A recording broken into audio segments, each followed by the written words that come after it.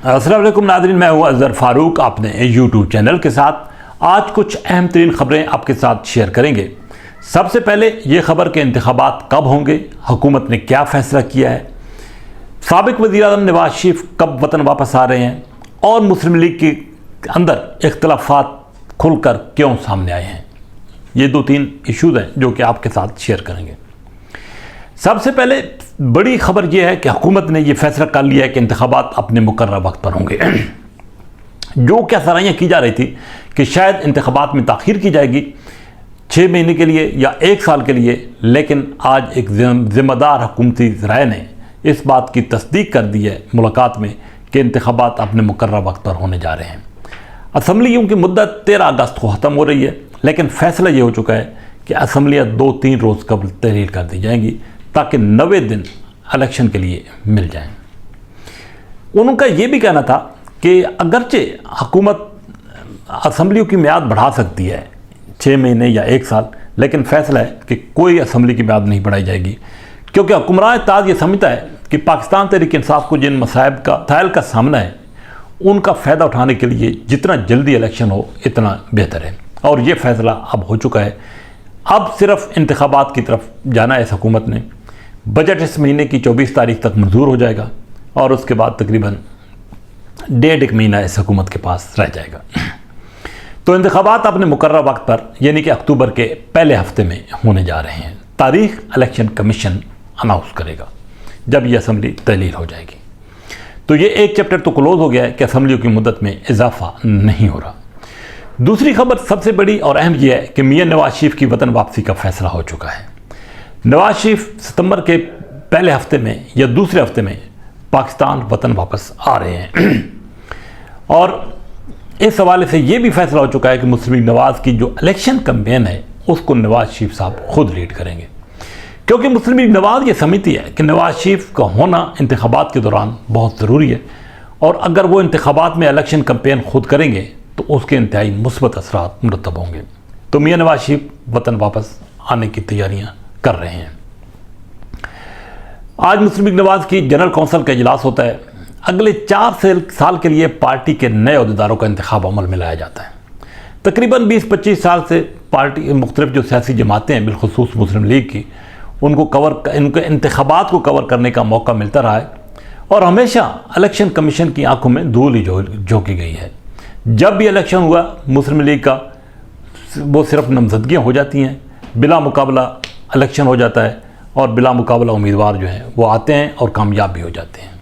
एक फ़र्जी सा election commission तश्कील दिया जाता है और बस सिर्फ ये एक रस्मी कार्रवाई होती है और इलेक्शन कमीशन के अंदर रिज़ल्ट दे दिए जाते हैं। शहबाज शरीफ साहब 4 साल के लिए सदर बन गए, मरियम नवाज़ साहबा सीनियर नायब सदर और चीफ ऑर्गेनाइज़र बन गई, एहसन इकबाल साहब पार्टी के सेक्रेटरी जनरल बन गए। तो इसी तरीके से बाकी अहदेदार भी मुंतखब हो गए हैं बिला मुकाबला। लेकिन आज के इस इजलास की एक और जो बड़ी खबर थी वो ये है कि शाहिद खाकान अब्बासी और मिफ्ता इस्माइल आज के इस इजलास में मौजूद नहीं थे। इकबाल ज़फ़र झगड़ा और सिरदार मेहताब अब्बासी भी नहीं थे, पुराने मुस्लिम लीगी हैं। शाहिद खाकान और मिफ्ता इस्माइल का तो हुकूमत के साथ कुछ मामला चल रहे हैं, बिलखसूस इसाक डार की पॉलिसियों पर कड़ी तनकीद की जा रही है।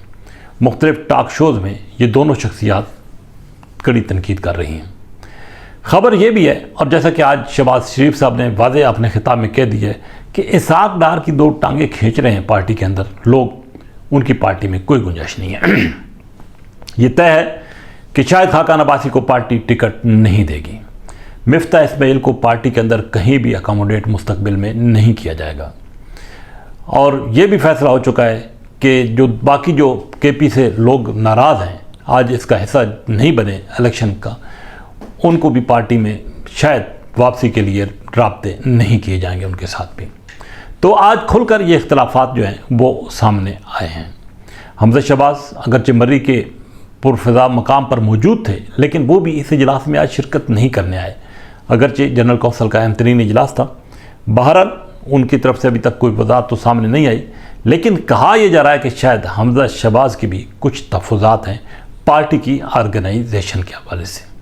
तो मुस्लिम लीग नवाज़ अब इंतखाबात की तरफ बढ़ रही है और मुस्लिम लीग नवाज़ के अंदर एक संजीदा हल्का ये चाह रहा है, उसकी ख्वाहिश है कि पीडीएम में जितनी भी जमातें हैं और पीपल्स पार्टी, उनके साथ मिलकर कोई सीट एडजस्टमेंट कर ली जाए, अलायंस ना किया जाए लेकिन सीट एडजस्टमेंट की हद तक इलेक्शन मिलकर लड़ा जाए, ताकि अभी भी खतरात मौजूद हैं कि कहीं पीटीआई के लोग टिकट लेकर मैदान में आ गए तो पीडीएम के लिए मुश्किलात खड़ी ना कर दें। इस्तेकाम पाकिस्तान पार्टी वो भी अगर कोशिश तो करेगी, लेकिन इस अंदाज से कोई खतरात उससे अभी तक हुक्मरान इत्तेहाद को नहीं है जितने पीटीआई से हैं, क्योंकि पीटीआई की अभी भी फॉलोइंग है, जड़ें मजबूत हैं, और अगर कैंडिडेट सामने आ गए तो पीटीआई एक बड़ी तादाद में वोट भी ले सकती है और मुश्किलात भी खड़ी कर सकती है। अब एक और जो अहम तरीन इशू है वो है आईएमएफ के साथ मौजूदा हुकूमत का मसला। इसहाक डार साहब खुलकर आईएमएफ पर अब तनकीद भी कर रहे हैं, धमकियाँ भी लगा रहे हैं और साथ ही साथ मिन्नत समाजत भी कर रहे हैं, क्योंकि आईएमएफ के बगैर पाकिस्तान की मैशत का आगे चलना बड़ा मुश्किल नज़र आ रहा है। लेकिन कोशिश हुकूमत कर रही है कि किसी तरीके से आईएमएफ के साथ मुज़ाकरात को हतमी शक्ल दी जा सके और आईएमएफ पाकिस्तान हुकूमत की शर्त पर आकर मुआहदे की तरफ आए। बहरहाल अभी तक इसहाक डार साहब को इस पर कामयाबी नहीं मिली है, लेकिन पाकिस्तान की सियासत है, सियासत में अभी तक बहुत सारे आगे आने वाले मराहल हैं, बिलखसूस पीटीआई के हवाले से, इमरान खान साहब के हवाले से। देखना ये है कि किस अंदाज से पीटीआई अपने आप को सर्वाइव करती है या अपने आप को बचा पाती है, और किस अंदाज से ये हुक्मरान इत्तेहाद जो है वो इस मौजूदा सियासी सूरत हाल से फ़ायदा उठाने में कामयाब होता है। इसी के साथ इजाज़त, अल्लाह हाफ़िज़।